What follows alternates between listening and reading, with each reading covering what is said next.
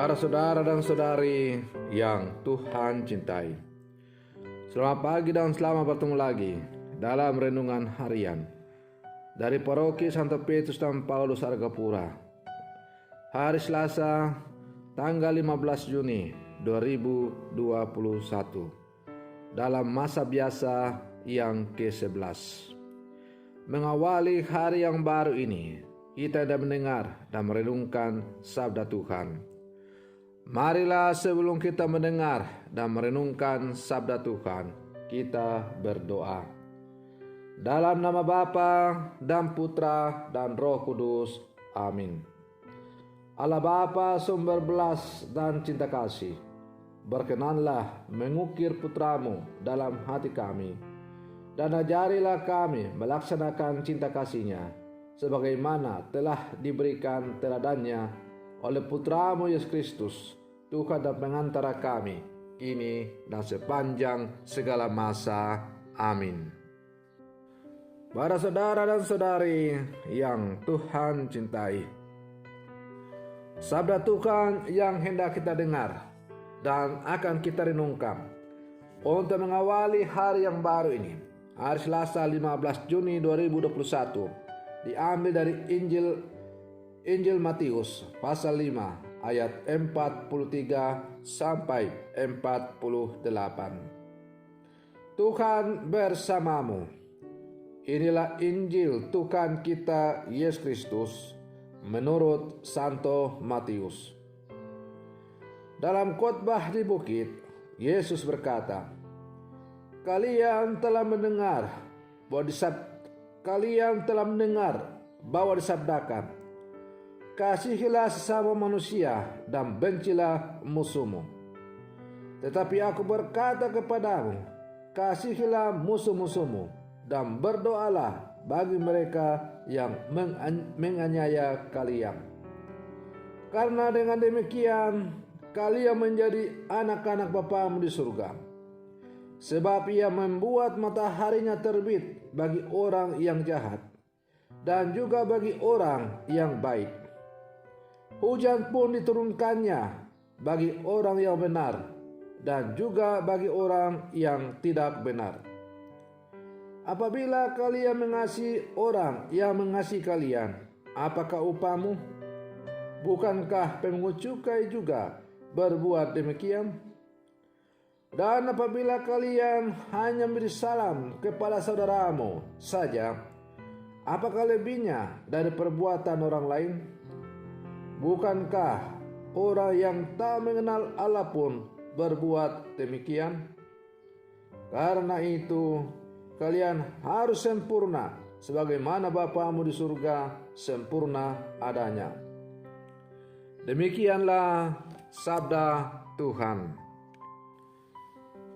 Para saudara dan saudari yang Tuhan cintai, dalam bacaan Injil yang baru saja kita dengar, Yesus bersabda kepada para murid-Nya, kasihilah musuhmu dan berdoalah bagi mereka yang menganiaya kamu.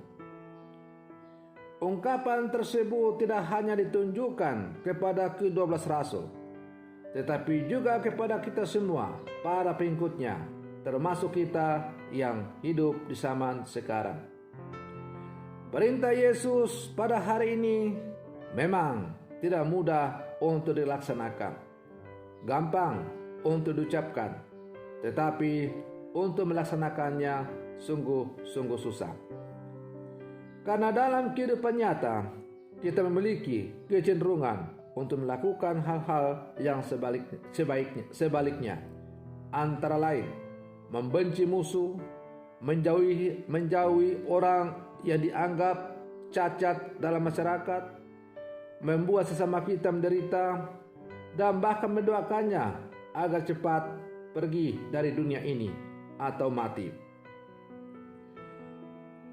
Maka kalau kita membandingkan dengan ajaran Yesus sebagaimana yang kita dengar dalam bacaan Injil tadi, sungguh terbalik 100%. Sesungguhnya ajakan Yesus bukan omong kosong belaka, Ia sendiri telah melakukannya dari atas salib dengan berkata, "Ya Bapa, ampunilah mereka, sebab mereka tidak tahu apa yang mereka perbuat." Di sepanjang hidupnya, Yesus bukan hanya mengajar tentang kasih dengan kata-kata saja, tetapi juga dalam tindakan yang konkret. Para saudara dan saudari yang Tuhan cintai, dalam mengasihi, kita harus mampu memaafkan kesalahan dan kekeliruan orang lain.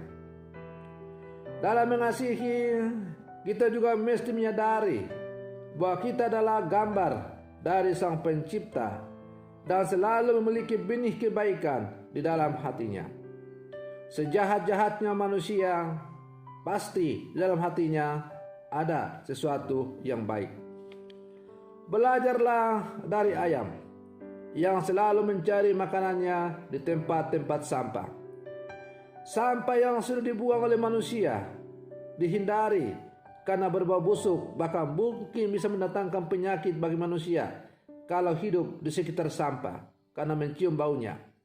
Tetapi ternyata ayam bisa menemukan bahwa di dalam sampah yang sudah dibuang oleh manusia itu ternyata masih ada sesuatu yang berguna bagi dirinya.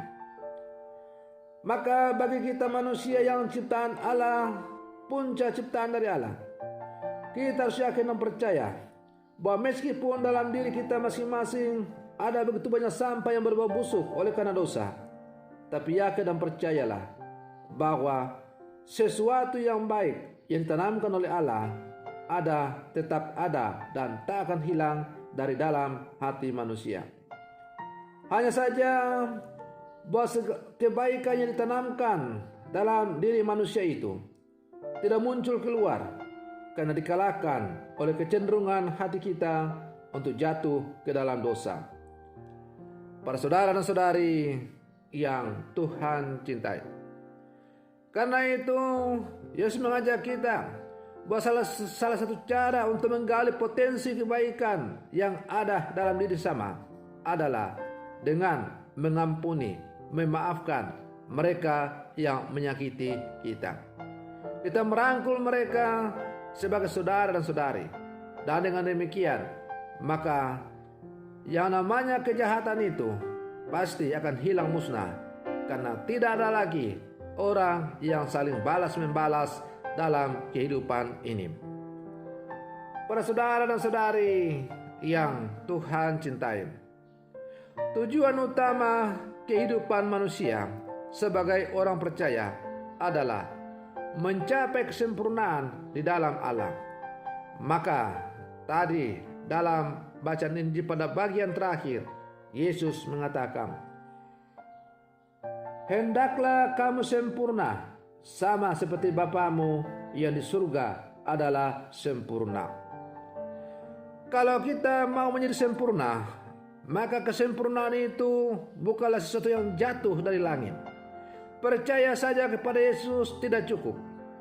Karena itu kesempurnaan yang ditawarkan oleh Allah kepada kita harus kita perjuangkan dalam seluruh kehidupan kita. Nah, salah satu cara atau wadah untuk mencapai kesempurnaan itu adalah melaksanakan perintah kasih itu. Kasih kepada Allah dan kasih kepada sesama. Kalau betul kita berjuang untuk mencapai kesempurnaan dan kemudian kita mencapai kesempurnaan seperti Allah sempurna adanya, maka kita akan memiliki hati Allah, pikiran Allah, perasaan Allah. Cita rasa dan karsa kita akan sejalan dengan Allah. Maka kata-kata Tuhan bahwa kita diciptakan secitra dengan Dia, sebagaimana dikisahkan dalam kisah penciptaan manusia, akan tercapai. Kita kembali secitra dengan Allah, berarti kita memiliki seluruh cita rasa dan karsa dari Allah sendiri. Karena roh yang kita miliki adalah roh Allah itu. Para saudara dan saudari yang Tuhan cintai, Maka sebagai murid-murid Yesus yang hidup di zaman sekarang, kita harus diajak untuk berjuang, jatuh bangun dalam kehidupan kita ini, untuk selalu berjuang untuk menuju kepada kesempurnaan di dalam Allah itu. Mari kita berlangkah bersama mengandalkan kekuatan Roh Allah, membiarkan Roh Allah membimbing kita untuk memasuki kesempurnaannya. Mudah-mudahan pada akhirnya kita bersatu dengan Allah untuk mencapai hidup sempurna bersamanya dan memuji Dia selama-lamanya. Semoga perlindungan saya ini semakin menghantar kita sebagai orang-orang percaya yang hidup zaman sekarang untuk semakin melaksanakan perintah kasih dalam seluruh kehidupan kita.